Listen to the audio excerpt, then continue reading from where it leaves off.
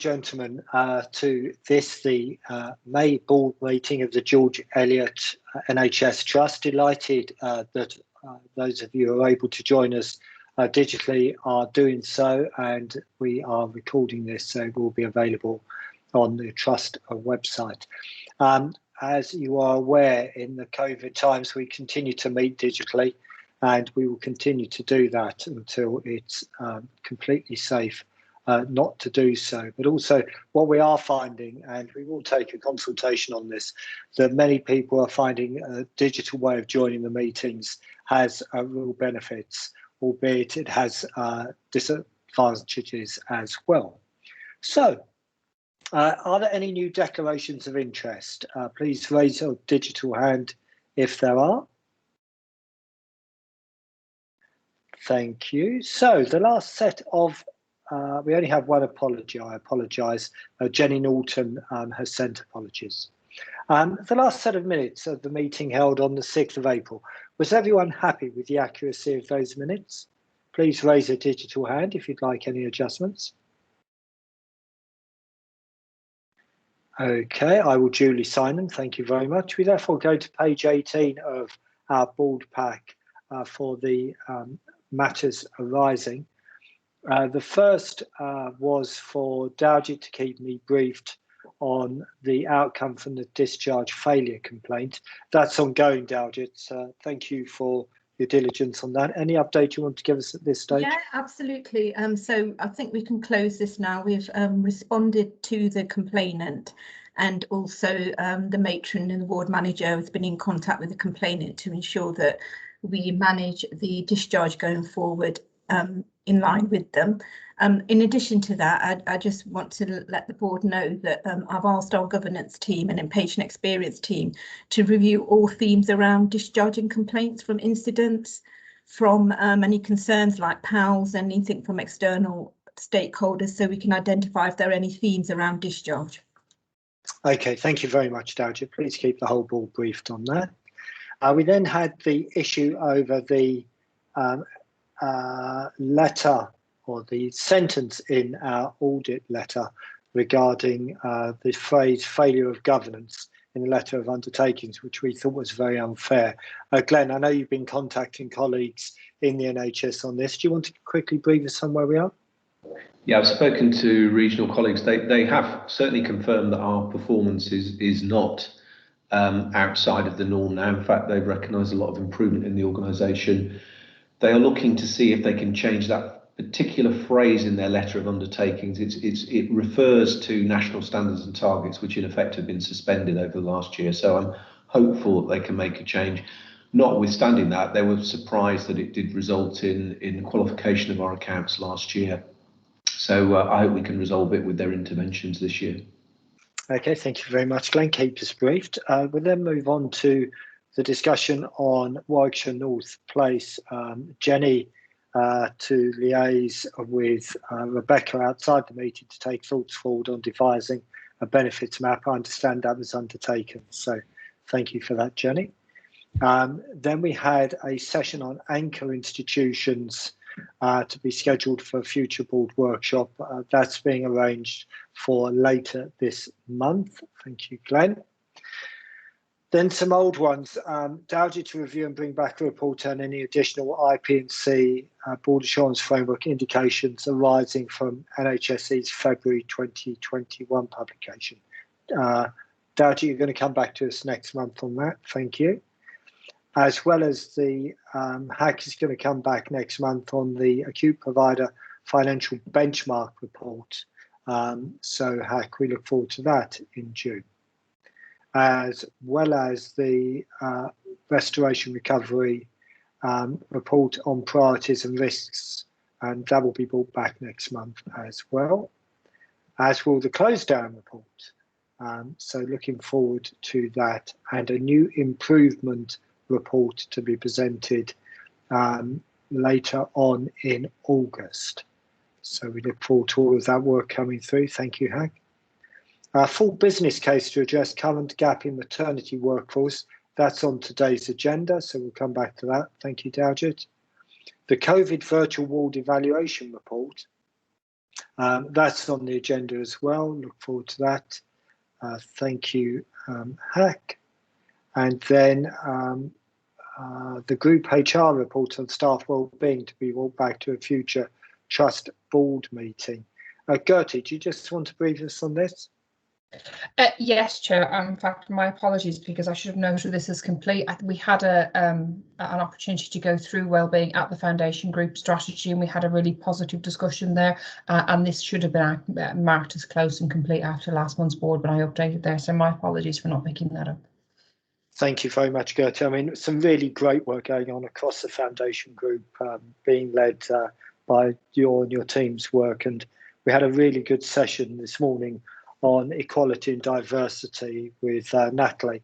Some really great stuff going on to try and ensure we benefit from all of our colleagues' inputs and perspectives and different experiences. So thank you for that, Gertie.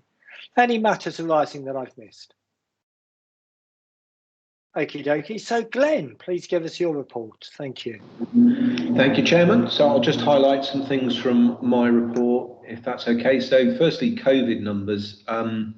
Report here, obviously it's fallen significantly since the turn of the year, which has been really positive to see those numbers improving.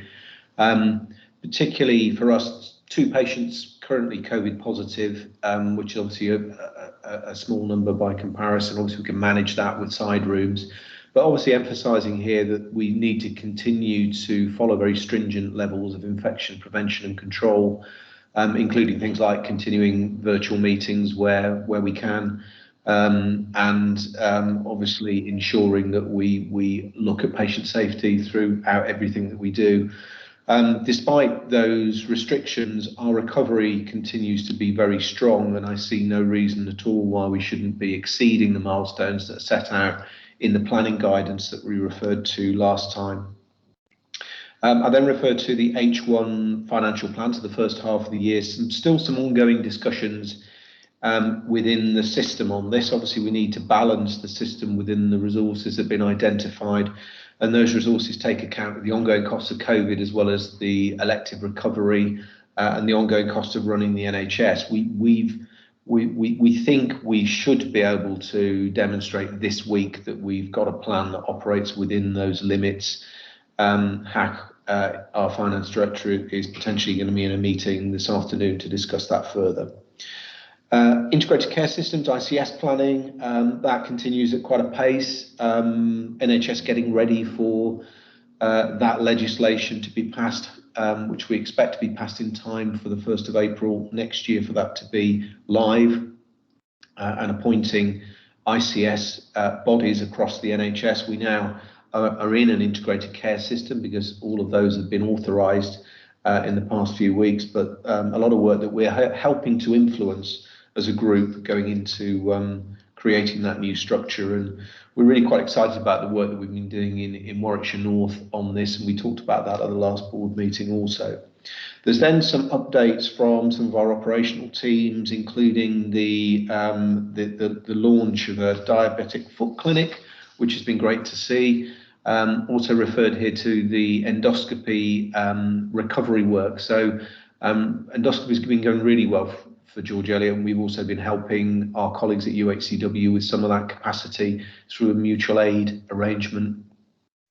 We've also been innovating in the way that we're managing. So part of being able to deliver safe, high-valued recovery of elective work is to manage our urgent care. So the virtual ward is referred to here, and that's been working well. And there's also some useful digital innovation that we've been looking at in the system also. So all of that's helping to contain our urgent care activity within the footprint that we've set out for it. And then an update from the Education, Learning and Development team. Again, innovation because of the impacts of social distancing and infection prevention and control. We've got a really strong education service at George Eliot, and they've been using digital formats and changing the way they work, including also creating a safe learning environment and a time-out zone within our education team.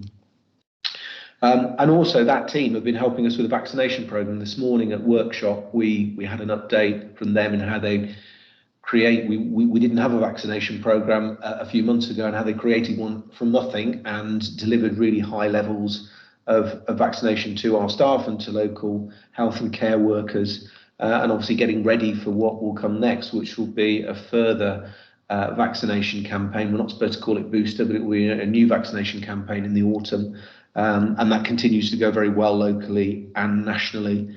And then finally, the latest IXL award winners are identified there for March. So I'm happy to take questions on that, Chairman. Thank you very much, Glenn. And as you say, Justine, who's been leading the vaccination centre, gave some fantastic examples of the work that whole team has done. And I'm also conscious that non-execs like Glynis have been involved in that programme as well. So thank you, everyone, for your involvement. I think also, just for members of the public, Glenn referred to the absolute importance we are placing on addressing the waiting times for our citizens. And as Glenn indicated, our emergency care flow programme is a cornerstone for us to be able to free up the beds. And the work we're doing across the foundation group on productivity will then allow us really to, we hope, motor very hard on driving into those waiting lists. So that is very much at the forefront of the board's thinking. Any questions or perspectives to Glenn? Please raise a digital hand. Julie? Hi, sorry, Glenn. Thanks ever so much for that. It's a really good report, as always. I just think, just as a place marker, because I know we've got a report later on COVID, but I think part of our discussions today already have shown a lot of learning, and I think this is a great opportunity to learn from what we have experienced here to apply to other initiatives. So really, it's just a place marker around that, but I think it's been a great initiative. Thanks. Thank you, Julie. And Simone? Thank you. Really informative report, Glenn. Thank you. Under the ICS section, you said that we'd started some conversations with our staff about the opportunities presented by the ICS, and I wondered if you could just say a little bit more about how those conversations are going. Yeah, part of this is very consistent with what we've been doing over the last year or so since we created our new strategy, and it's that change in emphasis where we are looking at health rather than illness. So, you know, we started those conversations. We co-produced the strategy with staff a year ago, and now the national strategy is very much in line with what we're doing. So we're talking to them particularly about the focus on place and how we work better with partners in the local health and care system, but also about prevention. And some of that ties into the objectives that we signed off at a couple of board meetings back now, which also does some group work on prevention and setting up those place initiatives. So, and I think the best example of this actually was the place clinical strategy that Catherine and colleagues have been pulling together, which really showed how joined up this is. And talking to local GPs and our consultants, there's a kind of Team Warwickshire North approach to the way we're going to look after our population. And innovation such as the diabetic foot clinic, which is all about actually ensuring that we keep people healthy and out of hospital. So staff are really positive about it. And one of the things I've been really positive about seeing nationally and locally is that kind of joining up with community staff. So our colleagues in Swift Community Services are now very much actively part of our management board. And some of that innovation we referred to here has been done in collaboration with them and our team. So staff are very positive about it. They like the place focus and very much see opportunities for prevention to be the way that we move forward, including things like running vaccination clinics on behalf of the community. No, that's great. Thank you, Swan. Thank you, Glenn. Okay, team, we'll move on then to the risk management strategy report, which is just giving us some updates. Daljit, this is for approval. Anything you'd like to add? Yeah, thank you, Chair. So just to highlight to the board the updates that have been made very briefly, which are in reference to meeting the internal audit recommendations in the report that they produced last year, but also the executives had a discussion a couple of months ago regarding the sort of consolidation and learning from the risk management process over the year, and it's been acknowledged that the risk register is generally in a much stronger place and that the engagement from the directorates have strengthened. So with reference to this, it was agreed that at the Executive Risk Committee we would focus our attention on the high and extreme risks, and that the low and moderate risks would be received through the directorate governance meetings as per the policy, as per the strategy. Also, the strategy reflects the governance changes that have been introduced as a result of the Finance and Performance Executive and the results and the changes around that. So this was taken to the Executive Risk Committee for approval and looking for board to ratify this. Happy to take any questions. Thank you, Daljit. Very clear. Questions or perspectives to Daljit? Julie? Thanks very much. Daljit, I think, yeah, the report's very clear, and we'll take a decision about approving. Just to say, at the next audit committee, we have got a presentation on this regarding the strategy and the improvements and actually compliance with the internal audit recommendations. So there will be quite a lot more in-depth discussion around that next time. That's fine. Thank you, Julie. And Simone? Sorry, Daljit, just a small point in section 8.3 about QAC. I think it's important that we put in there that QAC also covers the workforce agenda. It talks about patient quality and safety, so it's implied, but I think we need to make it explicit.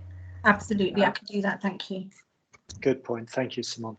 So if there are no other questions or perspectives, if you're not happy to approve this, would you please raise your digital hand? Okay, duly approved. Thank you, Daljit. I will therefore move on, and as Glenn said, we may lose Hack at 3:30 for a discussion with the system. But this is the draft financial plan for H1, which is for approval. Hack, over to you. Thank you. Yep, so this is the draft financial and activity plan that's due for submission on Thursday this week. And as Glenn said earlier on, there's still a few numbers to confirm at STP level. So these numbers might change, but I'm not expecting them to change significantly. I am asking for some delegated authority for the chairman or chief exec to agree any significant changes if they do arise between now and Thursday. I'll just draw out some of the key points contained within the plan. So the plan covers the first half of the financial year in line with the planning guidance, and at this stage the submission for this week only deals with the finance and activity plan, and the full plan submission is due on the 3rd of June, so we'll bring that back to the next board meeting. At the national level, the financial settlement for the first half of the new financial year is in line with the second half of last financial year, plus £1 billion for recovery, plus £500 million for mental health. So the view nationally is that there's sufficient money there for us to manage COVID and also to support the delivery of recovery. But what you'll see in the paper is that it shows that the STP has an underlying financial gap of around £18 million, which, taking into account some of the changes in the planning guidance, that gap increases to £23 million. So the chief executive agreed a way of allocating that out across the organisations, across the STP. So our share of that is £3 million.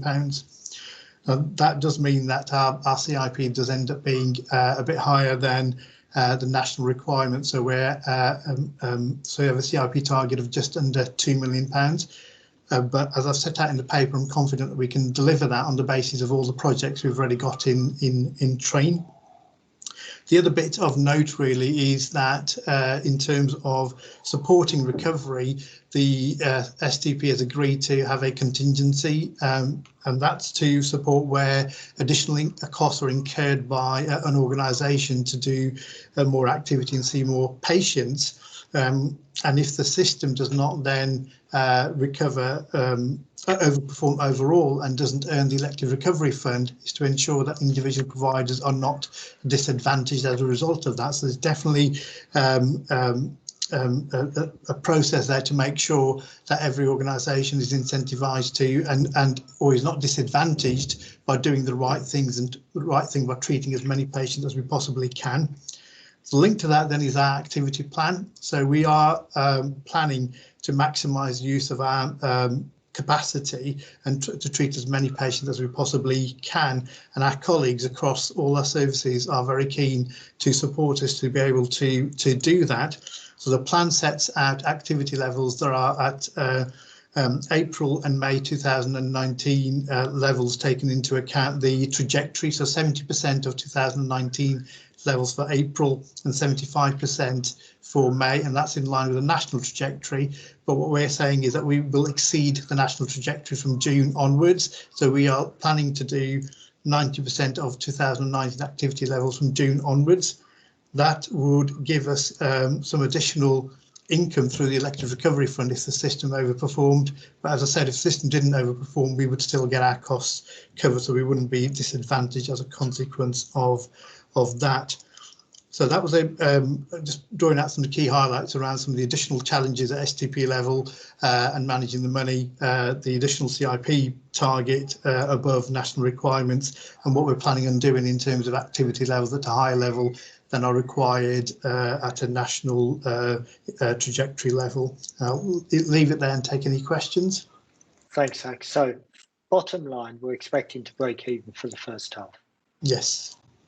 Thank you. Questions and perspectives to Hack, Anil? Thank you, Chair. Just for clarification, Huck, the 1.9 million CIP, that is to be delivered over the 6 months. That's not an annual target, right? That's 6 months, yeah. Okay, thank you. First 6 months. Any other questions or perspectives? Thanks, Anil. Okay, I think obviously, and you're well aware of this, Hack, the key thing is for equity when it comes to sharing the pain across the system, and I know you are having those discussions. So if you're not happy to approve the financial plan as laid out, please raise a digital hand.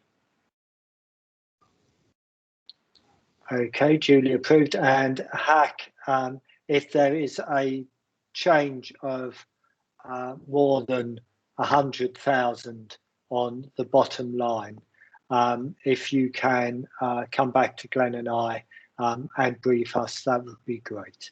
Okay. Thank you. So thank you very much. We'll therefore move on then, if colleagues are happy, onto the quality part of our board, and we're on to the Occupant Action Plan Assurance Report. Daljit? Thank you very much, Chair.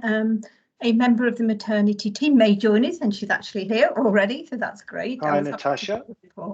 So I'll hand over to Natasha, but just really to point out that the very detailed discussion that we had at board workshop this morning regarding maternity governance, which demonstrated the very strong, open and transparent process regarding assurance of Occupant, which is in place. So I'll hand over to Natasha.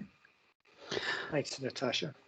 So for this one, I'll take the report as read and just say that in line with the, and then take any questions, in line with the direction this morning, I think we were potentially very critical of ourselves, and so several of those areas that were reported as read in February, there were 9, have now gone down to 2. There's a lot of work that needs to happen across the LMNS in order to sort out various remaining gaps that we have, but I think as a directorate we've been very proactive in pushing to put in place all the mechanisms to maintain safety that we can. The business case that was already come through to do with that I believe is later on the agenda to address some of these points is also being supported by a subsequent case that's going in for the national funding. So we are continuing to push as many areas as we can in order to make sure that we provide that safe service. So I suppose the key areas I'd just like to emphasise are that our staff are already coming in at the weekends, our consultants are, in order to ensure that we're taking immediate action where possible against these immediate actions. So sorry to double use that phrase, and that we are pushing forward all these areas. So unless you have any questions about specific ones, I'd rather than run through everything in detail, I just thought I'd take questions. Can I Thank you, Natasha. just wanted to emphasise, if I may, Chair, that the actions that have been updated and reflecting the changes to Amber are where the maternity unit have put in plans to meet those. And as you can see, they're quite short deadlines. So I wanted to emphasise that. It does represent that. The rating we've given is our internal position at this time, and obviously needs ratifying by NHSE and LM&S as well. And I think it's also worth pointing out a number of these actions do rely on a national update on an area, and so they're actually outside of our control. No, thank you, Daljit, and thank you, Natasha. It was good to hear from Claire and you this morning. Any questions or perspectives on this report and the update? No, that's great. Thank you very much, Natasha. We look forward to receiving the next update in due course. But thank you and your team for all your hard work. Take care. We'll therefore move on to the report on safe nursing and midwifery staffing. Over to you again, Daljit. Yeah, thank you very much, Chair. So there continues to remain in place very tight oversight of our staffing levels on a shift-by-shift basis to mitigate any patient risks. As you can see from the report, there were 9 red flag occasions in March, but no harm reported due to these mitigations that were put in place. We've seen a further reduction relating to our COVID-19 sickness, and we can also see that staff who have been risk assessed to come back to work has also seen a reduction in the number of shielding staff at the moment, which is very positive news. Again, quite positive is that we have seen a reduction in our nurse vacancy rates for registered nurses and healthcare support workers, which is positive, but I think we need to be mindful that not all these staff are in place at the moment. We had a further recruitment event on the 24th of April, which again was quite successful, and we appointed almost all of the registered nurses who attended for interview as they met that criteria, which is round about another 16 registered nurses. So again, very, very positive. Another really positive area is that our focus on recruiting in ED and AMU is potentially going to result in a significant reduction in vacancies in those areas. And of interest is that there's quite a lot of our nursing staff that came to interviews recently who are really keen to work in ED, which demonstrates the significant improvements made in ED, which we've discussed already. So again, that's really positive, I think, for us. In terms of international nurse recruitment, I think I'd just like to update the board that this is likely to be impacted by the distressing circumstances of COVID in India. Last year, due to the severity of the situation, the UK government has requested an immediate pause on all nurse international recruitment from India. Now, this does not impact on us because we hadn't started to recruit from internationally from anywhere at the moment, but it's worth bearing that in mind. I think important for us is that we do have a number of international nurses and doctors who are from India. So it's really important that our line managers are supporting them because they'll be worried about their relatives who are in India at the moment. So, I mean, I'd really like to thank the education team and the corporate nursing team, along with the matrons and the ward managers who have worked really hard on these recruitment events recently. And I think we're starting to see some progress, but mindful this is a changing situation. Very comprehensive. Thank you, Daljit. And our hearts go out to those who've got loved ones in India at the moment. Any questions or perspectives to Daljit? Rebecca? Thank you, Chair. Daljit, just to thank you for a very robust report. And whilst there are pressures that continue in some ward areas, it's also very positive to see the multidisciplinary approach that's been taken to addressing workforce shortfall. So excellent news. Thank you. Thank you. Thank you, Rebecca. And Glynis? Thank you, and thank you for the report, Daljit. Just 2 points. One is just to share with board that, as Daljit highlights in her report, there are some areas that have got some challenges with staffing, and we picked that up as part of our quality discussions in the subcommittee and took good assurance on the measures that they're putting in, particularly around paediatrics, to ensure services remain safe and to do some service transformation, given that this is a national problem. And then just a question, Daljit, in terms of supporting and supervising learners, are we able to still do that adequately, given the challenges in some areas with staffing? Yes, I mean, the education team have got a really good plan in place and have been working with the matrons and the ward. What we're conscious of is that with the focus on recruiting more student nurses into the profession, more nurses into the profession, that going forward, that's going to be an area we're going to have to look at, because I think there's going to be more student nurses we're going to be able to, we'll need support in addition to the new nurses that are coming in. Who are just qualified, but yes, there are some good systems in place to support them. Thank you. Thank you, Glynis. Thank you, Daljit. Colleagues, happy to move on to the business cases. So, Stephen, I think we're in your capable hands on the 2 business cases. Yeah, I'll just pull out a couple of key points, really, take the business cases as read. The reason that the business cases are here is because they triggered the financial amount that would need board approval, but just to note for board, these have been through Trust Management Board and had a robust discussion around there, and it was approved there for onward coming up to board. I guess as an overall thing, the reason that we've brought the 2 together, and I'll deal with the 2 together, is we've been doing quite a piece of work, and it's been a running theme through this board and previous ones around our work in women's and children's in terms of maternity, but also obstetrics and gynecology. There are two key things that these are trying to address, which are those Occupant must-dos and looking at that and being responsive to that and making sure that we're in a position to really strengthen our maternity service. And the other one is the capacity issues that we've experienced in gynecology and putting that on a more secure footing.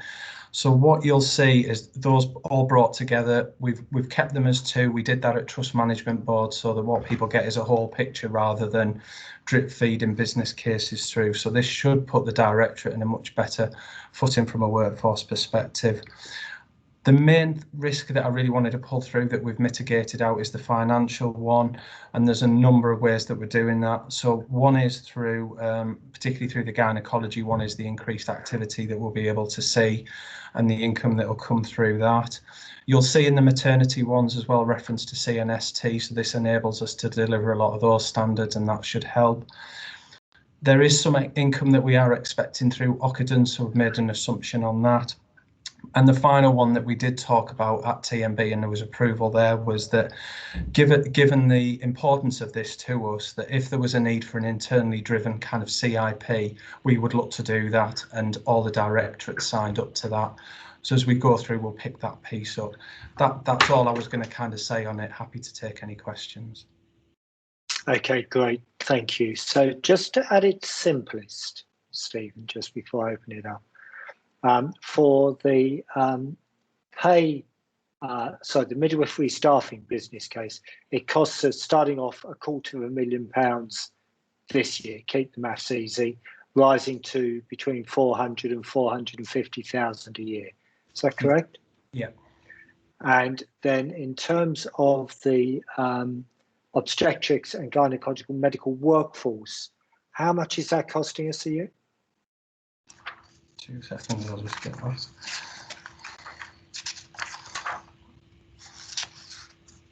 Don't you just hate it when chairman asks questions like that? Isn't it 717? It was just 717. So in total, it's about a 1.1 million total cost in investment in staffing into children and women's services. Yeah, so it's substantial. That, but yeah. I understand that, but it's a substantial investment. Yeah. Questions or perspectives, Anil?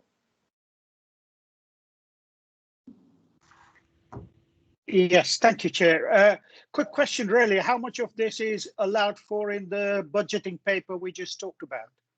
Is it all allowed for? Hack? Hacks yeah.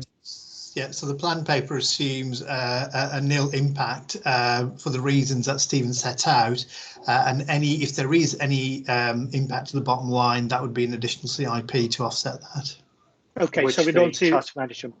It will manage any cost pressure as a consequence. Yeah. All right, great, thanks. Thanks, Anil. Simon? Thanks. Just an observation and a question. Just on that, the size of that investment, I would find really helpful when we see these business cases is the sort of annual plan. So how does this compare against other investments that we might make? In this investment, what are we not investing into, so that we see them in a kind of context of a plan? I just find that helpful. That's my observation. My question is, one of the points for justification in the O&G case is an increase in complexity in obstetrics, and I wonder if somebody could just explain what that increase in complexity is, please. Natasha, are you able to answer that, or Stephen? I can if Stephen would like me. Yeah. To interject. I'm sure he would, Natasha. I'm sure I would, yeah.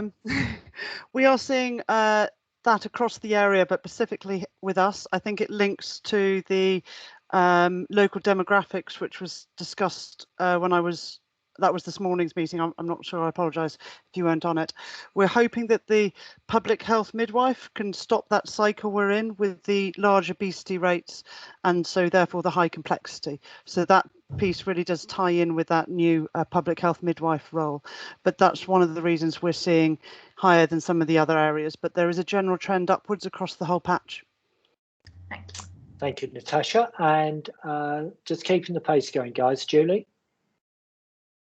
It was just building on Anil's point about the assumptions within the financial plan. So I understand what would happen, and it would be an internal CIP, but is that a principle? It goes back to the financial plan really, Hack. Is that a principle that's being followed by the system?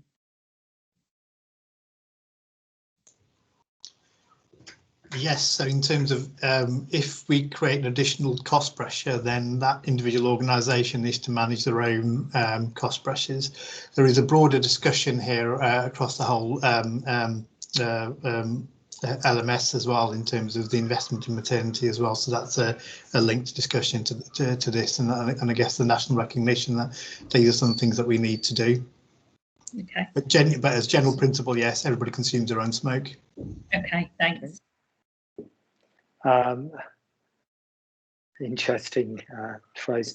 And Rebecca, finally. Thanks, Russell. Just like to clarify, Stephen, one of my own assumptions, which is as a consequence of supporting the O&G business case, that women living in local communities can expect an improved access to local services rather than going elsewhere for diagnostics, etc. in this area. Yeah. Thank you. Absolutely. That's where the volume's coming through effectively. Yeah. Not that we're encouraging a procreation program in the local community. It's just we're able to look after more of our citizens. Okay, thank you, Rebecca, for that. So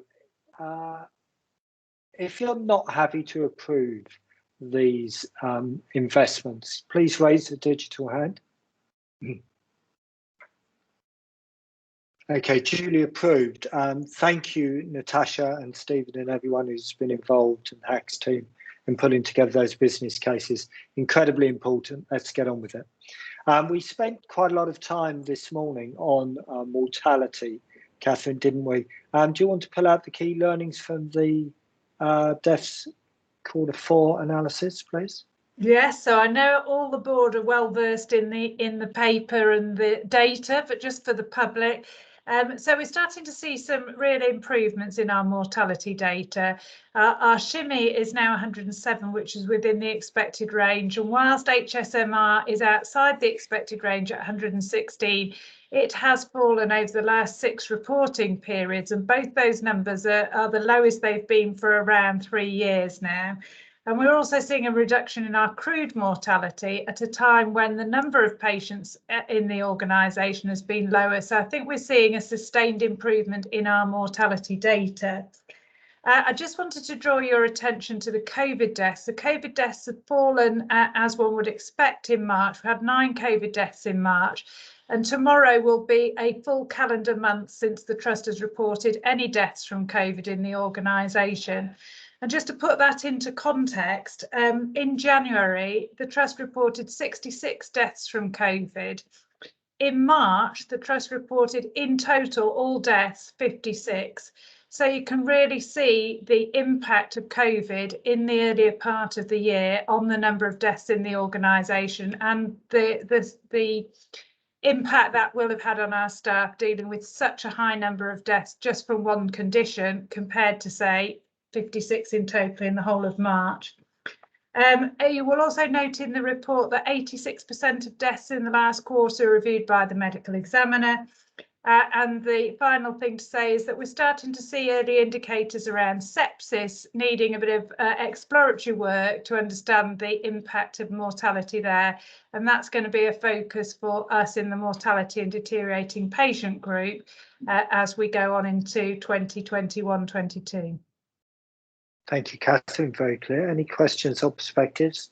As I explained, we did have a long session with the medical examiner and the Dr. Foster team this morning on this. Glynis?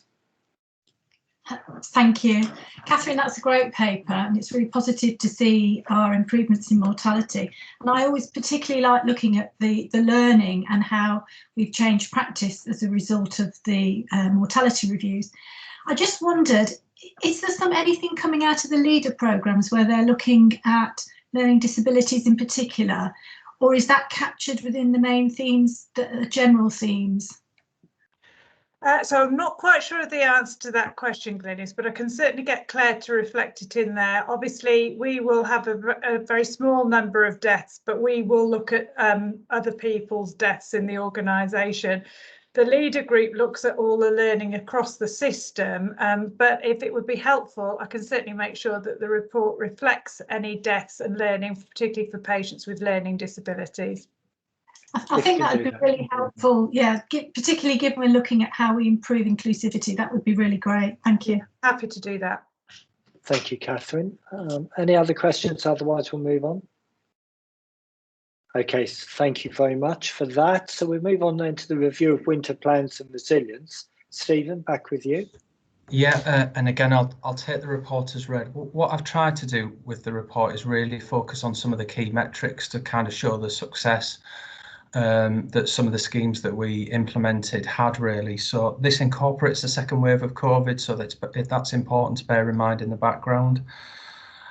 We undertook a vast number of projects. I think you remember we did a number of presentations at the board, and there's a bit of learning that I'll bring through in a bit when I talk around how we're thinking about next winter. But if you look at the key metrics, particularly around urgent care, they've improved. But I think one that we're really grateful to the whole hospital and the work that it did, and I'd particularly single out the other directorates such as medicine and surgery, was around the hospital occupancy, and particularly our long length of stay and the reductions that we've seen in that. So there was a blip around the second week, but actually if you look at the trend around how occupied the hospital is and the pressure, there is an awful lot of work going on there, and it's bearing fruit really that we're able to manage those demands and pressures. Moving forward, one of the key bits of learning that we've done with the directorate is, while there was a lot of small schemes this year, and ultimately they were helpful and successful, the directorates feel like what they're going to do this time is really focus on 2 or 3 things. So importantly behind it is the modelling that we're now doing. So this moves us into kind of next winter. What we're going to be looking at is demand probably being at higher than COVID levels, and we're looking at 1920, but even looking at higher and stress testing that. COVID will still exist, so we still have to manage it. So we'll be working that through and what the impact of that is. We'll probably see a higher incidence of respiratory and flu. Flu was relatively low this year, but we're expecting that to return. So we will model that into it. And I think an important one, and probably one that I'll build on as we go through in future board presentations, is around we think we'll model higher children's presentations, because that's some of the intelligence that's coming through there. So all of those, that's what we'll take forward and build. We think there'll be only 3 or 4 schemes that will take forward, and the teams have already kind of identified, but I would say they're 3 and 4 of the big hitters that won't be a surprise. So it's an extension of our ambulatory care pathways. So we're looking at our surgical assessment unit, linking it back to the business case. Gynae will be part of that as well. Frailty needs, a frailty team have come up with some suggestions around a ward base that they want to be on and manage the whole pathway. So we're going to pilot these as PDSAs in the coming weeks, so probably in the next 2-3 weeks we'll be doing those. And then the capacity that releases, our acute medical take and staff want to look at how they can work with ED to ensure that patients are pulled through quicker there. So there's probably going to be a lot less schemes, but there'll be 3 kind of big hitters that we know that will take us on and keep us robust for winter. Happy to take any questions. Those main points I wanted to pull out. Very clear. Thank you, Stephen. Questions and perspectives, Glenn? I think that length of stay reduction run chart is probably the most impressive one for me. And that's borne out by some of the numbers we look at on a daily basis across the system. So our long length of stay numbers have fallen now to a much more respectable position. And for those individual patients, it means that they are getting home faster, or in some cases being treated out of hospital and being supported by the expertise within the hospital virtually. So it's really good to see that. And that obviously then contributes to 2 things. It contributes firstly to the mortality improvements that we're starting to see, but also to the elective recovery and making sure we've got appropriate elective beds. So they're all good things for all of those patients. So good work, Stephen and team. Thank you, Glenn. Any other comments? And Glenys? Yeah, thank you. I think it's a really great paper, and it was lovely to see the impact that it's all had, Stephen. I just wondered, did each scheme get evaluated? So when you're deciding on what schemes you are going to roll out for this winter, you know, which ones had the greatest impact? So, you know, there were a few that were around admission avoidance. So have you got a good evaluation thinking, well, this one really made the biggest difference? Yeah, so we've run an improvement methodology to them all. I think one of the bits of learning that we have incorporated this time, and it wouldn't be unusual to those familiar with improvement methodologies, is particularly for those out of hospital schemes, there were 3 or 4 running at the same time. So actually, when you tried to unpick what was the impact of it, you had a cumulative one. It was a bit difficult to work out the individual one. For those in hospital, I think, as Glenn referenced, the biggest ones were around the changes in the long length of stay process. And I think particularly in medicine, Winston and his team re-changed it, and you can actually start to see where they did it, and it started to have a significant impact. So I think there is a robust methodology there. I think the learning for the out-of-hospital ones that we're taking forward this time is just trying to be clear on the metrics so we can show cumulative impact, but we need to show more of an individual one. Thank you. Yeah. Thanks, Steve. Really great work. Please carry on pushing, as Glenn said. It's the cornerstone, the foundation for the improvement in flow, which is key for us to be able to make the system work harder for the citizens we serve. Colleagues, happy to move on to the incident called for report. Catherine, back with you. Thank you. Okay, so the things I'd like to draw the board's attention to in this paper is, unfortunately, we reported one never event in March. That was due to a retained product after surgery. The learning from that, the tabletop review has already taken place with some immediate learning, which has been put into place since then. And we intend to take the action plan through the Quality Assurance Committee. We've discussed it in more detail there, so that we can monitor that and have assurance that the learning from that has been implemented in order to prevent repeat. I think the board should note the improvement that's been made on closing open incidents, and those members of the board that have the pleasure of sitting on our finance and performance executive will be able to see that the directorate's really taken ownership of that. Also, during this period and for the last couple of quarters, we've seen lower levels of incident reporting than have been historically the case across the organisation. And I think that probably relates to distracted by Russell's cup of coffee. Probably relates to a COVID effect, because it starts at the beginning of COVID and drops down there. You see, Russell, I managed to turn my camera off before I had my slurp of coffee this morning. So I think it's probably related to COVID, but we do benchmark now towards the lower end nationally for incident reporting. In our staff survey results, we have seen an improvement in relation to some of the patient safety measures, a small improvement, and we do benchmark lower than the national average for some of the patient safety things. Both the incident reporting and the things that affect our patient safety feedback in the staff survey will be picked up as part of the patient safety culture programme that we're working on at the moment. And at the moment, we're engaging our staff in order to develop the patient safety culture programme later on this year. Thank you, Catherine. Questions or perspectives to Catherine? And Julie. Thanks, Catherine. You've done an awful lot of work today around learning and mortality. I just wanted to be clear. It's really good that QAC are actually looking at ensuring that the learning from the incidents is implemented. But how do we ensure that it's embedded, fully embedded? So how do we go back and make sure that these things are actually embedded? Well, it's quite a difficult one to answer, Julie, in the sense that, you know, there can be little bits of learning from small things right up to, you know, a never event where obviously we feel that the action plan has to come back because of the potential severity of that, in this case, no harm to the patient. But so I think that's more to do for me about the culture, about it being everybody's business, about the fact that you can see that coming through in all of the discussions. So somebody, it might even have been you referenced earlier, the learning about COVID.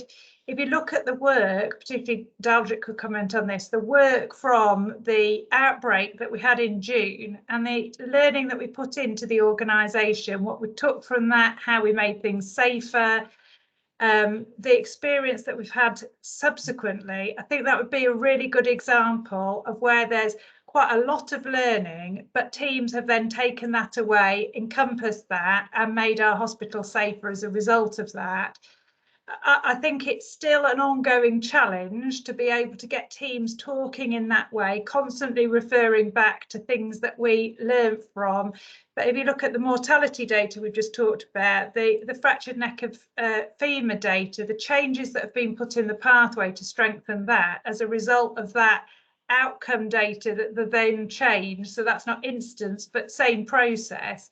I think you can point to a number of areas where there is clear evidence of learning from incidents, or, you know, where things haven't gone quite right. The organisation is committed to putting that right and making things safer and better as a result. No, good answer. Thank you, Catherine.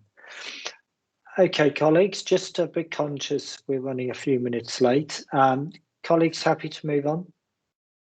Okie dokie, so we move on to the integrated performance report. Over to you, David. Thanks, Russell. So I'll go through the headlines of this in the order that the reports appear in the paper, but I'll just skip over the areas that we've already covered off. So we're starting with mortality. We've had a good conversation about mortality in here and earlier today, hearing from Dr. Foster and the Regional Medical Director, so won't spend any more time on that. The second bundle of reports in the IPR relate to care quality indicators, and our work particularly around falls continues with a strong falls group, well led and focusing on falls resulting in harm, of which in this period there were 3, learning from falls undertaken through tabletop reviews, and in particular areas picked out for education amongst staff relating to beds, and enhanced supervision of patients who require additional supervision because they're wandering or have some kind of cognitive impairment. So the theme of learning from events and incidents quite strong in everything we've talked about, and that continues through the IPR, which is a really good thing to be able to say. Secondly, infection prevention and control, good performance in the main across a range of indicators. One further episode of C. diff reported and a root cause analysis in process, which we'll report ultimately through QAC with regard to that. In terms of the deteriorating patient, work on sepsis audit, where 20 reviews of patients were undertaken, 3 identified as having a poor response, and learning from those events relating to repeated and timely observations and electronic screening tools and the relationship of electronic tools to news scoring. And then finally in this category, pressure area care and reporting a level 4 pressure ulcer with a root cause analysis in progress. And again, a report will follow back through QAC once that piece of work is complete.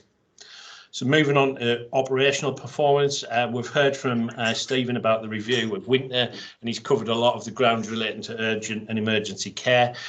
So worth saying though that as we come out of the last wave of COVID, attendances to A&E have begun to ramp up, and on the 26th of April we had 300 A&E attendances, which is the highest number for a very, very long time. What's interesting though is the systems that people have put in place are working. 30% of those patients were streamed to urgent treatment centre staff, which is really, really positive. And we've heard also about the work that's been undertaken to reduce 21-day length of stay, which, as Glenn says, is a number that we look at on a daily basis, and great to see that number falling. So a combination of those admission prevention strategies and the creation of discharge and flow across the hospital means that we're in pretty good shape from that point of view, and excellent efforts by all concerned to right size and right process our urgent and emergency care pathways. Diagnostics in good shape, really strong relative performance both regionally and nationally. We've hit the standard again for this reporting period, which is good. Planned care in terms of referral to treatment in 18 weeks, very challenging as it is for every organisation across the country just at the moment, with our performance in the order of 65%. We've got a lot of patients who are waiting longer than a year for treatment. There's 1,290 in the report. And Glenn and colleagues have also referred to the targets that we're now attempting to deliver as we move into reset and recovery. And we're very confident that we'll more than meet the 85% target that has been set for July. And we've also applied to join a national accelerator programme, which would allow us to beat that target against a national programme of work. And we're just waiting to hear whether or not we've been successful with that.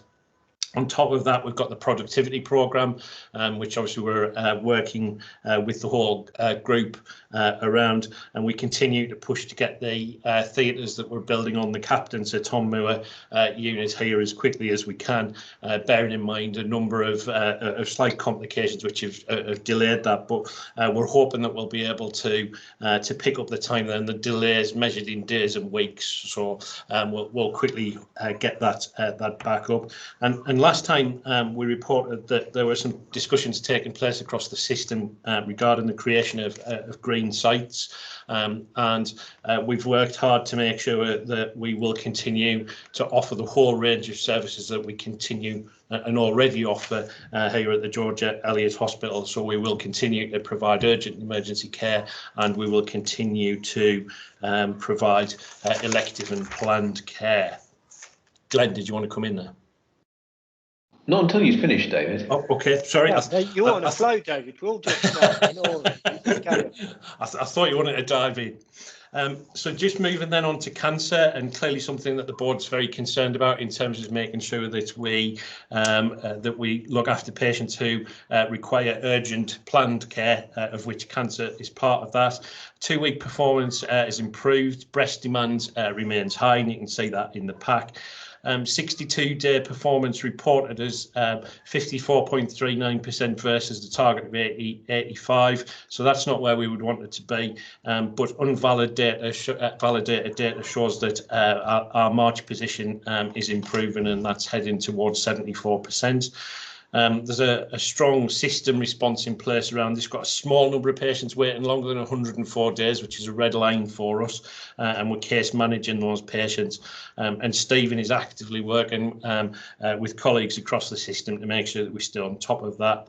I'm sure colleagues will have noted the improvements in stroke pathway, with 71% of patients spending more than 90% of their time in a stroke bed, and that's previously been an area that the board have been concerned about. So again, some progress there, and that again reflects the way the hospital is flowing, the fact that we've right-sized some of our specialties and our bed base, and things are very well under control there, and I'm sure there's further improvements to be made over coming weeks. In terms of recruitment, again, we've heard through Daljit's briefing around the recruitment to registered nurse vacancies in particular.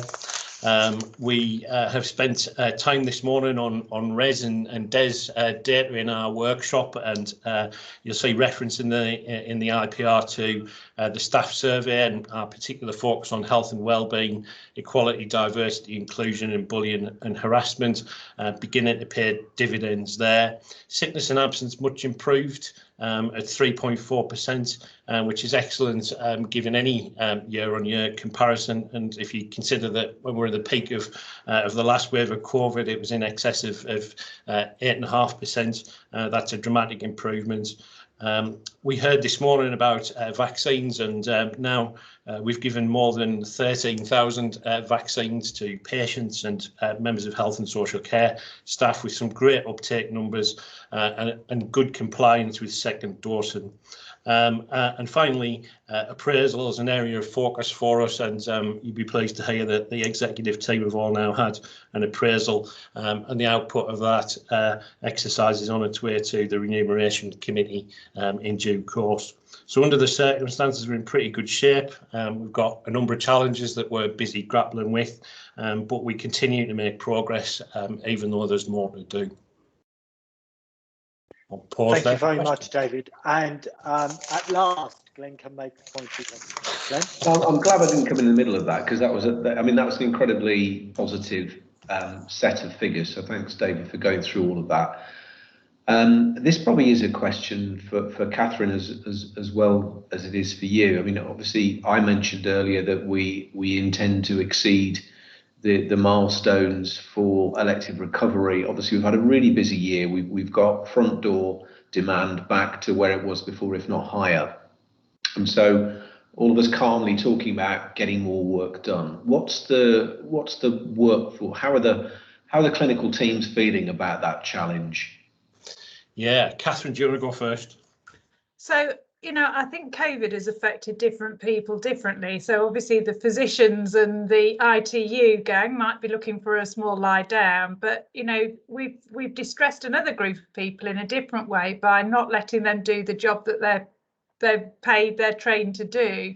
So I think in particular, people like our orthopaedic surgeons and our surgeons in general are looking forward to getting back to work. And I think that applies to theatre staff and our surgical wards, that there is a real positivity about getting on and treating patients, because at the end of the day, patients on a waiting list are still patients that require treatment, and it's also distressing to staff not to be able to treat those in a timely fashion. So I think there's general positivity about it, and Stephen's got his hand up, so I'm sure he's going to say as well, but these plans have been made in consultation with staff about the activity that we're going to do, because their well-being is really important to us, and it would not be right just to flog people because we can. It's got to be about doing what's clinically right, but also what's right for the workforce who's going to deliver it. No, great, thank you, Catherine. And Stephen, anything you'd like to add to that? Yeah, I just think to strengthen that point, really, that the plans have been developed with them. This is our staff asking to go over and above as well, and I think the bit for them is, and it's how we talk around restoration, their restoration they've clearly articulated to us is being able to do the job that they were doing before COVID. So in particular, our theatre teams are really looking to step up for this. They are, and I think as well with the investment that the trust has made, they're taking that opportunity. So just to re-emphasise the point, across the board, that's what we're seeing from the clinical teams, and it's their plan that they're taking forward. That's so great. Thank you, Stephen. Any other points to David? I think a really great canvas of fantastic work that's going on in the trust. I think you can all be really pleased. So very well done, team. We'll therefore move on then to the finance report. Hack. Thank you. I'll be brief. We finished the last financial year in a break-even position. That's still subject to audit, and the audited accounts and annual report will go through audit committee and board in early June. I was just going to flag the significant amounts of additional income that we got in March. That's all offset by additional expenditure. It's mostly nationally mandated in terms of things like annual leave carry forward, the nationally covered employers pension contribution, the PPE that we had given to us that was procured nationally that we've had to now account for through our accounts. So that's why there's a significant increase in income and expenditure in March. The other point I was going to pull out was the cash balance has reduced by roughly £12 million, which is the figure I informed the board about previously, and that's because the advance monthly payments have now ceased. And finally, on the capital investment, we hit our investment plan target of £18 million. And that included £500,000 worth of price risk that we potentially got on the new theatre. So there's no risk to our financial position going forwards because we've accrued for that within last financial year. But we're still negotiating with the suppliers. We're hoping to bring that number down to significantly below that figure. But the maximum risk is covered. I'll leave it there and take any questions. Thank you very much, Hack. Questions or perspectives to Hack? Just one observation for me. I always worry about cash. I am really surprised we've got 35 million of cash in the bank after we've gone on to the proper payment cycle. And Glenn, if you and I can maybe take up, Swift are only sitting on 44 million. I don't understand why Swift aren't sitting on more, or George Eliot are sitting on less, given that there used to be at least a 20 million difference in cash position because of the historic build-up of cash as a foundation trust in Swift. So I'm finding it difficult to compute either, and we spent a lot of capital in both. So either Hack's doing a great job in terms of balance sheet management, or I'm having a problem reconciling why Swift is relatively so low on cash. We'll take that up outside. Can I just give a quick explanation of the 20 million difference that you mentioned there? About £15 million is due to a loan that we had. No, sorry, Hack. There's only a 9 million difference. There used to be a much bigger difference. So more cash has been absorbed in Swift. That's my problem. Well, us sitting on 35 million is happy days. Just to be clear what I was saying. Okay. Thank you. Colleagues, happy to move on? You'd hate working for me in my private business act. Every day I talk about cash. It's cash, cash, cash. Thank you very much, Hack. And we know we may lose you in a little while. So we move on then to the COVID virtual ward evaluation report. Over to you, please. Again, Stephen. Yeah, so again, I'll be brief. The reason for bringing this here is normally it will be covered in the restoration recovery report, but that's not here and it was an action. The key bit really is that in the conclusion, the patient numbers is what I kind of want to draw attention to. So from January, and again, this was in the midst of the kind of second wave that was actually higher than the first wave. This service actually prevented 19 patients coming into hospital, which is quite a significant number if given the overall patients that we dealt with at the time. And equally impressive is it helped us step down 24 patients from the hospital to be supported in the community. And board have heard previously, I think we have to remember the human side of this as well. So we've had stories at board and we've done board development workshops on the distress that patients coming in, particularly around COVID, lack of visitors, that being separated from that. So I don't think it's to underplay the impact that this service has had. I think the only other bit that I really wanted to draw out was that we've not just stopped there, and I think going into the next year, and certainly in discussion with place partners, it's about how we can take the learning from setting this up relatively quickly and look at other specialties and other areas that we can certainly work. Look to do that, because if we had similar impact on numbers, that's quite significant for people and for the health economy. Happy to take any questions. No, great, Steve. Really great initiative. Fantastic stuff. But we need to make sure we continue with it. Any questions or perspectives to Stephen? Rebecca? Thanks, Russell. Just a quick one, Stephen. Very positive and exciting development, the virtual ward. Keen to understand as we move forward whether we're going to be collecting some standard measures around the patient experience, so that we're putting the soft and the hard data together. Yeah, and Claire and Alistair that helped us do this through medicine are doing that, and that's something that we're feeding through to the improvement board to keep an eye on it. And again, in the winter plan and with place, really keen to get a whole perspective on that as well. So it's not just the hospital. This has been a partnership across our GPs and the community service. So we will do, and I think we'll be taking it through the improvement board in the hospital and place out of here. Thank you. And I guess as part of that, Rebecca, it's about understanding the fact that for some patients and citizens, this will work much, much better for them as an experience. And for others, there'll be a different experience, and it's about seeing things in the round. Glenn?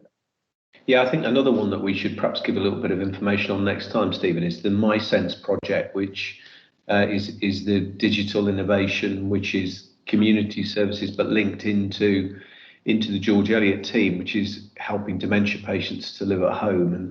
And that is providing data not only to our clinical staff, but also to the families and carers. And it's their experience of how we're keeping people at home has been really positive. So that's gone forward for a HSJ Innovation Award. So that's been another good project, part of a number of projects that are keeping people at home, which is where they would prefer to be. And Glenn, a great example of cross-foundation group, innovative working to help our citizens have longer, happier, healthier lives. So I think it would be great for members of the public to see that at a board meeting, maybe even just a short video, which we could also use at the annual general meeting. Colleagues, happy to move on? So, Hack, it's that time of year. Are we a going concern? I think the simple answer is yes. It's been made quite a lot easier this year by the letter that's been attached to the paper that was sent out by NHSE and I, that sets out the requirement for being a going concern, which is basically if there's no intention to wind up the operations of a trust, then it's considered to be a going concern. So on that basis, yes, we are a going concern. And so we need to approve this as a board. Any questions on whether we're a going concern? I have to say, I've always found it a bit of a nonsense that it hasn't been as straightforward as it is now. If you're not happy to approve the statement that we're a going concern, please raise a digital hand. Super, duly approved. Thank you, Hack. Then the annual board self-certifications. Sarah? Thank you. So I'm happy to take these two reports together. So there's an annual requirement for the board to consider the self-certifications for condition G6 of the NHS provider licence and the corporate governance statements. So the reports outline the statements and the evidence to support each of those statements. So invite the board to consider and self-certify each statement. Okay, and just for clarity, if we don't self-certify the G6, we need to stop operating as a hospital. I think it's that blunt. Any questions or perspectives on the self-certification? Everyone happy to approve? Please raise a digital hand if you're not. Thank you, Sarah, and thank you for all the hard work that's gone on to the production of that. Thank you. So we then move on to the summary of ratified policies. David? Yeah, thanks, Russell. So very quick, there aren't any, this committee was paused as we managed the pressures of COVID. It has begun to meet again. It met on the 26th of April, and so at the next board meeting there will be a full report of the business of that meeting. Okay, great. Thank you very much. So we'll just move on. And it's great to welcome Sue Pike again. Sue, for the Q4 Freedom to Speak Up Guardian report. Sue, over to you. Thank you, Chair. So I'll take the report as read, but just a couple of highlights. 15 new cases during Q4, the majority of which were a real mixed bag this time, but around about 50% of them were around advice rather than people raising an actual concern. Advice ranges from stuff around mental health, dignity at work, what policies should be accessed, what process should be accessed. So a real mixed bag of stuff that comes in. You'll see that a couple of the concerns raised have gone on through management channels or HR channels, and there's one that's currently with our fraud team as well, looking at rosters mainly. The annual data, we've been trying to compare data across our sort of footprint really, so across our Midlands patch. So just pulled out a couple of trusts of interest, one with the highest level of activity and one with the lowest, and then our local providers. You'll see that George Eliot fares fairly well. We have an average of 17 cases a quarter raised, and overall for the final last financial year we had 62 cases at George Eliot raised through Freedom to Speak Up, and that's a 38 more than we did in 2019-20. So you can see that the word is getting out and people are speaking up and are coming through our channels. Really interesting to see that lots and lots of people still use rumour mill for raising questions and concerns as well. And our anonymous reporting has gone down through Freedom to Speak Up, so we've not had any anonymous reporting, but people still use rumour mill for that potentially. In the report you'll see that patient safety remains relatively low. And I still think that's because staff are confident to raise patient safety concerns through other routes, through Datex and through management channels. You've heard in board today of like the mortality reviews and serious incidents. So people are reporting and things are happening, and I think people are confident in that method. So we tend to pick up through Freedom to Speak Up the more personal issues and the more pertinent to employment really. I think the other thing to highlight is that we've got finally a post we've advertised. We had 47 applicants, which is brilliant for our Freedom to Speak Up advisor, and our interview process is going on this month. So hopefully we'll have a new person starting with us to complement our work going forward. Specifically looking at what David mentioned earlier in his report about the staff survey and the equality, diversity, well-being, bringing Freedom to Speak Up and all those agendas together and really getting underneath the groups of staff that don't openly speak up, or maybe don't speak up because of a different shift pattern, or because they're a marginalised group in terms of a protected characteristic, or they might be young workers. So lots of work to do around our staff networks and bringing the agenda forward, and hopefully that will lead to an increase in people feeling confident to speak up. And then the other thing of note is the training from National Guardian has now been released, and we're working with our learning and development team to get that onto ESR so that people can access that. So I'll take any questions. Thank you as ever, Sue, for your leadership in this area. Questions and perspectives, Glenn? It's great to see you taking up the chair of the regional group as well. What's your view on, so the benchmarking data is really interesting. What's your view on organisations that report very low or no speak up cases? What's the best place to be on this? Because that would worry me if there were no cases. Yeah, I think it's still important to say that the Guardian role, although it's mandated, there's no mandate around how that time for the role is ring fenced. So some organisations still don't have ring-fence time for their Guardian, which makes it very difficult for the function to work. So that could be a reason. And there's also places that have a Guardian like our CCG, and they may not get many cases.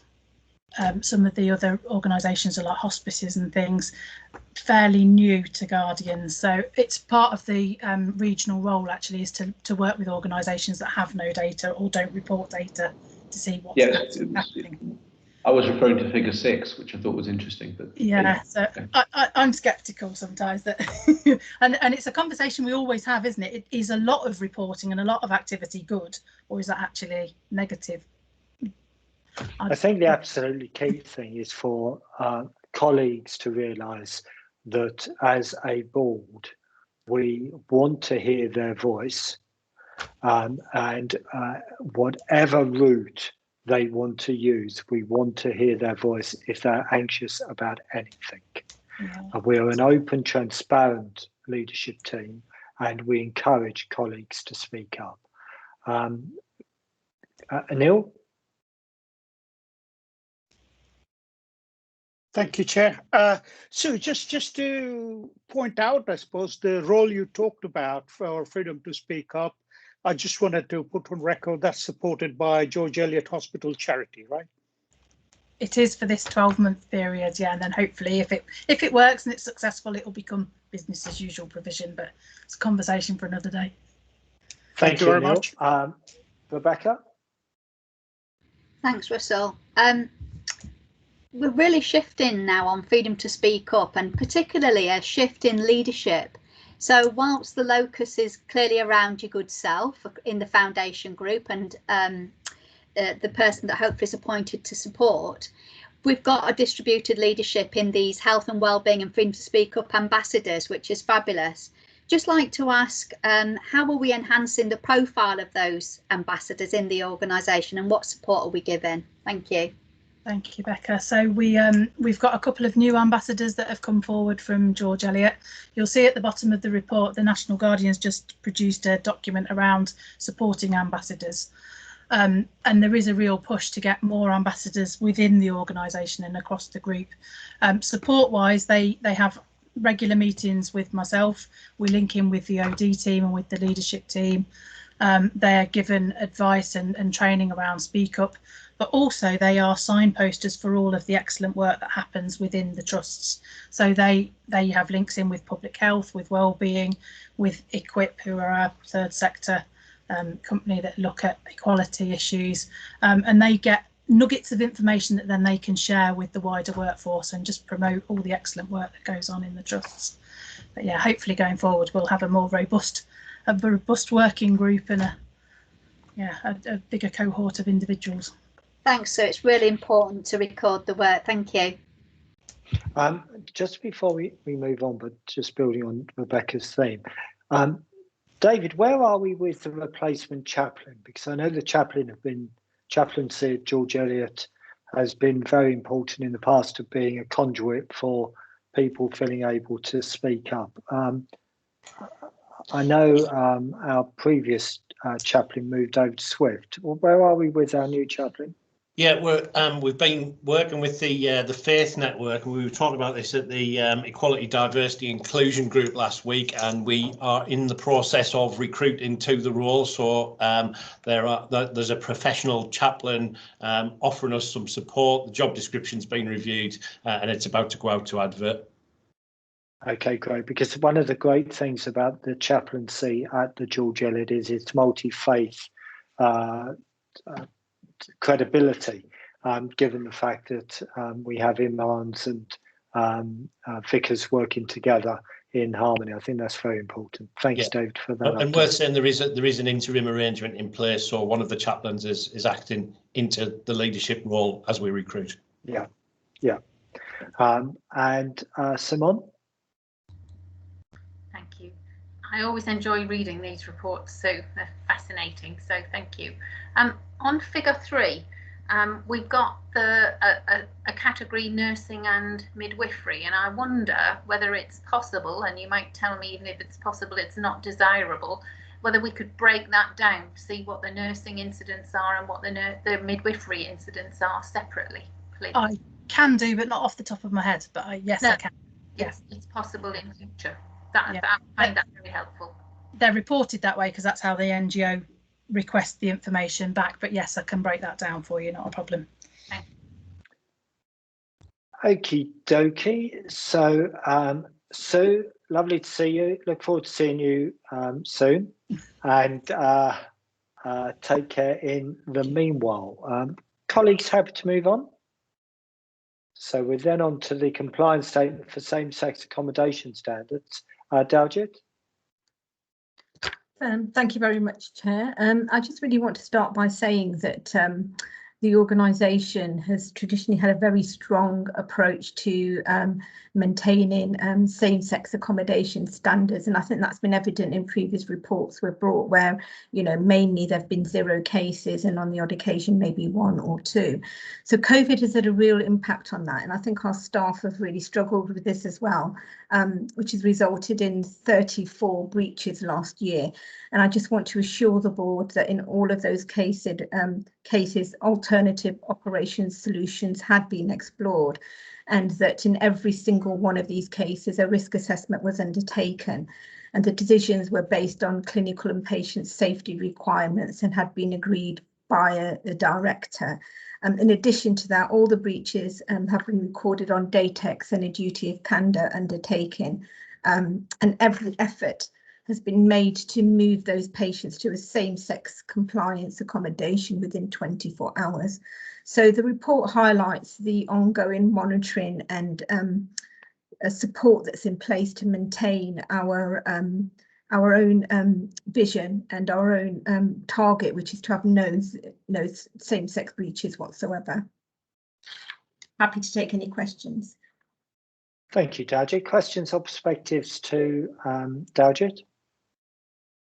Julie? Just a quick one, Daljit, because it is very unusual. Our standards have always been robustly upheld. And I note the situation regarding duty of candour, which is after the event. But I just wondered, in terms of before the decision's made, was there any, or is there any discussion with the patient themselves or yes. Yeah, okay. Yeah, absolutely. Yeah, that's included as part of that. So if we have to do that, we explain that to the patient and explain why we're doing it and what the alternative is, and which in every one of these circumstances would have been a COVID risk. Okay, thanks very much. Thank you, Julie. And finally, David?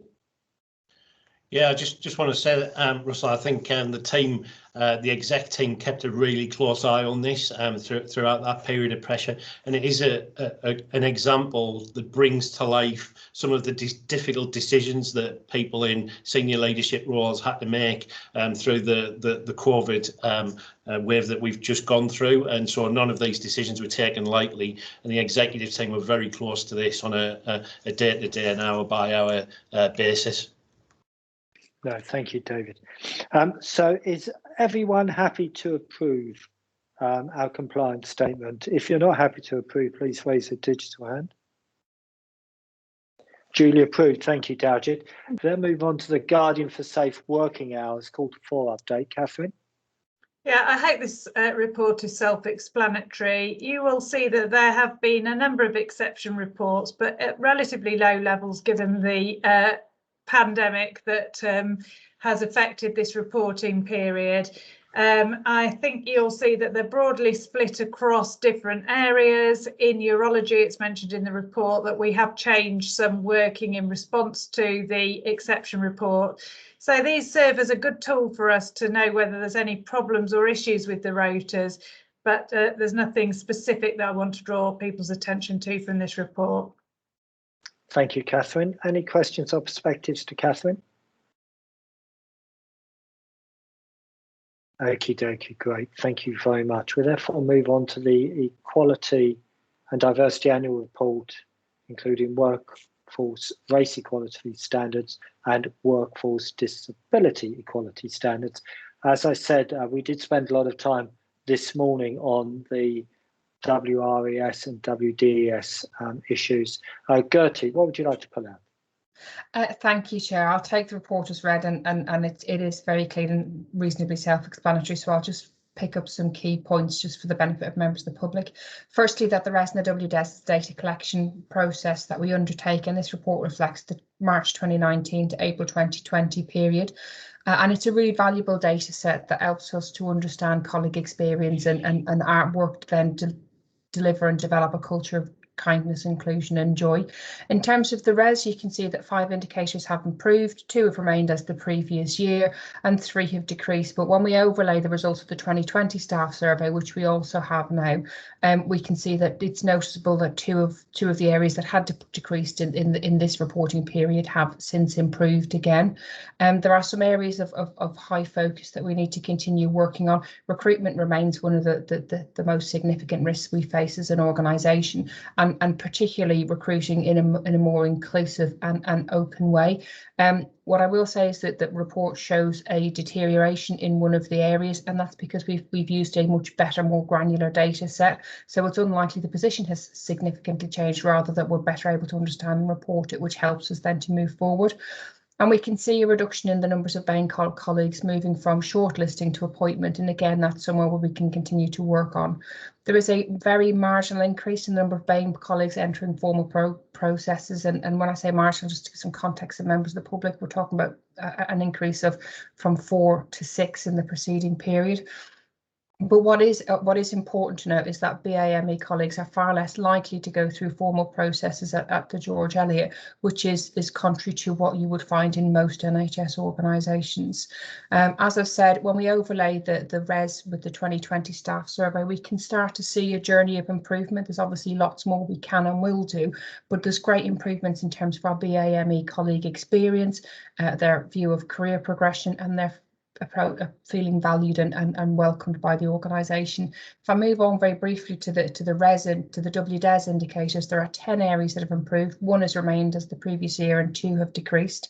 So there's a real improvement for our colleagues with disabilities in feeling valued and engaged. We've seen a much better approach to reporting, although there remains a lot of work to do in terms of being clear about whether colleagues have a disability or not, and encouraging our staff to help us work to keep their records up to date, because as you move through your career with the organisation, your situation may well change. So there's again a better clarity in reporting, but what is positive is that there's clearly less experience of bullying and harassment, greater experience of support from managers. However, we do again need to work on recruitment. Whilst we are attracting applicants from the BAME staff group, we're less likely to attract them from colleagues with disability, and we will be working with colleagues from Equip, who are a charity working across the 9 protected characteristics in Warwickshire, to help us expand our reach and to improve our recruitment processes. Again, if I overlay this with the 2020 staff survey, we can see some deterioration from the results in here, and it is noted in there where there's a feeling of more pressure to come to work and less reasonable adjustments.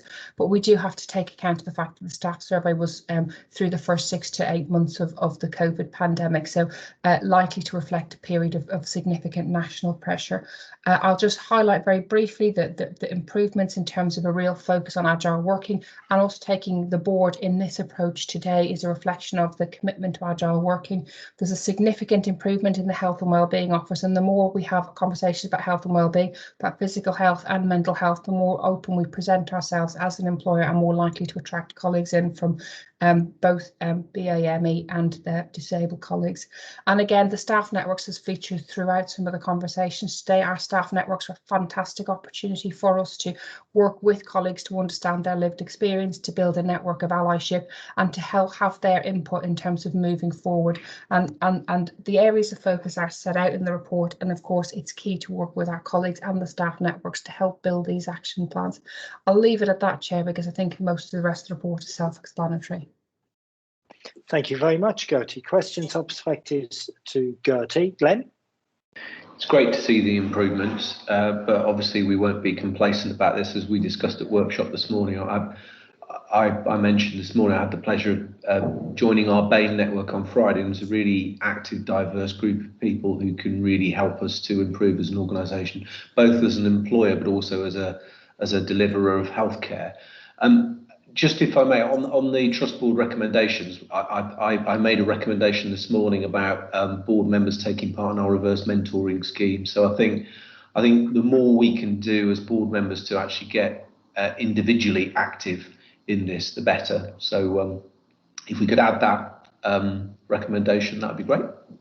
Absolutely, Glenn, and I did mention this morning, I'll mention for the benefit of the members of the public, reverse mentoring and inclusive mentoring is something that we're already working on through the networks. Our BAME network had done some work on this, but we're trying to do some work across the foundation group in particular, and to have it as an inclusive mentoring so that we can reflect all of the 9 characteristics rather than BAME on its own. So we feel it's worth investing the additional couple of months to make sure that we've got a really inclusive reverse mentoring, at which point we'll be really encouraging not just our board members but all of our senior leaders to work through that, and that features as part of our leadership and development approach as well. Thank you, Gertie. And it's not just about the protected characteristics, which are obviously key, but it's about having a culture which encourages talent and competence from whatever background, experience you come from. We want to attract the very best talented and the most competent individuals to serve the citizens of our communities. Colleagues, happy to move on? Okay, thank you very much, Gertie. Really good sessions earlier today.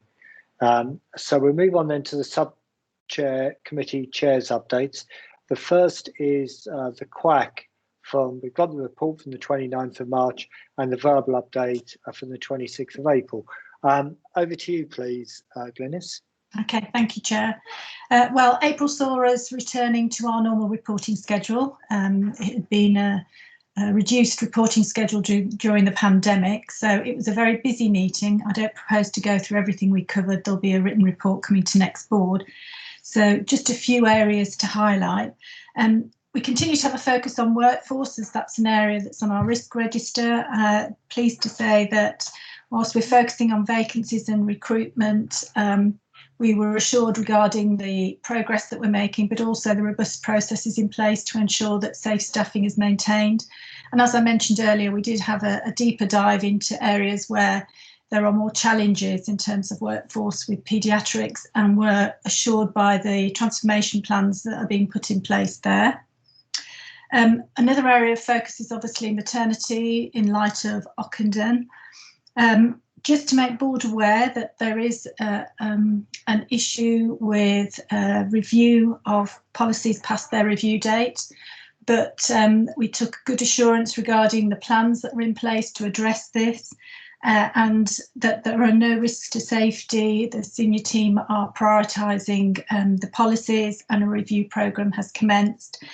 And so we will continue to monitor progress against that. And also related to that, we had received a report on perinatal mortality.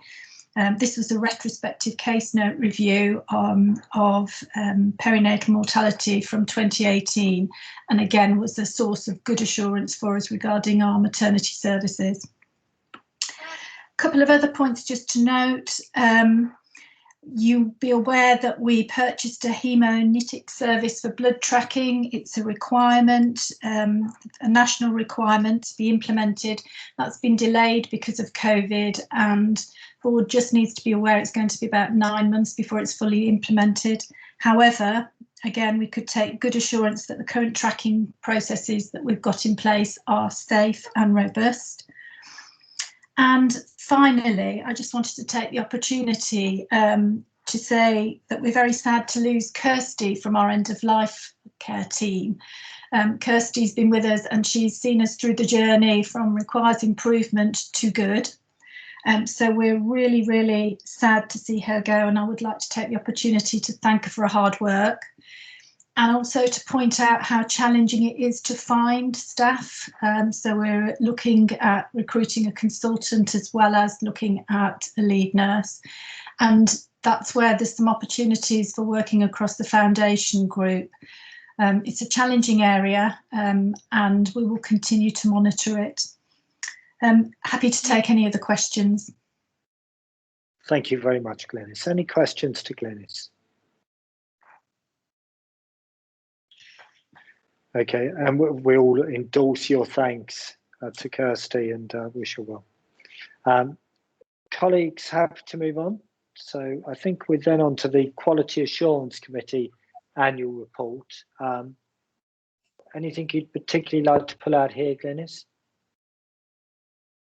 No, just take it as read unless there's any questions for it. any questions from colleagues on the annual report? Okay, thank you.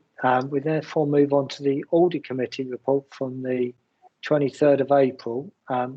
With you, Julie. Thanks, Russell. It was an extraordinary meeting of the committee. It was to actually consider all of the annual statutory reports. I'd like to take the opportunity to say thank you to everybody that was involved in this work, because it's quite a feat to get to these deadlines for submission to audit. There was a positive included in those reports, positive internal audit opinion. No significant matters of internal control were noted in the annual governance statement.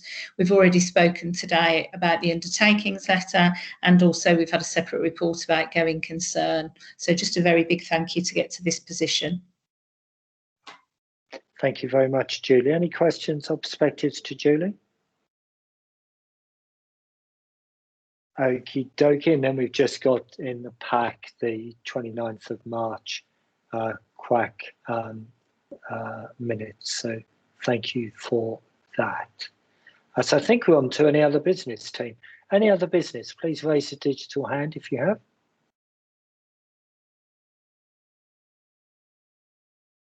Okay, thank you. So I think we had one question from a member of the public, John, but it's actually more a concern or complaint that he had. Sarah, do you want to just brief us? Thank you. So yeah, John had submitted some concerns about his discharge over the bank holiday weekend. It wouldn't be appropriate for us to discuss that in detail in the public domain, but the detail has been shared with Daljet, who will ensure it's investigated as appropriate. Thank you. Okay, great. Thank you for that. And thank you, John. We apologise for your experience, but we will look into it. We've just got a couple of minutes left then. Are there any other questions from members of the public? If you could raise a digital hand. David Carr, please. Thank you, Chair. It's not so much a question as usual, but a comment. I've just found today's board meeting really uplifting, with all the green shoots that have been mentioned from the different executive team. In particular, of course, the improved recruitment from Daljet and the elective surgery improvement targets, along with the gynae and obs improved services. Hack with his pounds, shillings and pence talk of break even. Great work, Hack. Thank you very much indeed. And just generally, thank you to everyone at the George Eliot, and a special mention to Christy Clayton. Good luck to Christy in her new venture at Swift, I believe. And of course, we're losing also Vicky Keane, the ANP specialist from Felix Holt, and I think she's going on to pastures new as well. A big loss to the trust. Thank you. No, thank you, David. Thank you for your kind words. And I think over the last few years, the team here have done a great job on behalf of the citizens that we serve. Okay, we next meet on the 1st of June. Look forward to seeing you then. Hopefully the weather won't be quite so blustery, and we'll be enjoying the sunshine a bit more. But in the meantime, please all day take care and be careful with social distancing and wearing a face mask, and continue to wash your hands. Take care, everyone. For my board colleagues, I suggest we have a 5-minute stretch break, and we get back together again at 2:45 so we can get into the confidential board and free up some time for you. So 5-minute stretch break.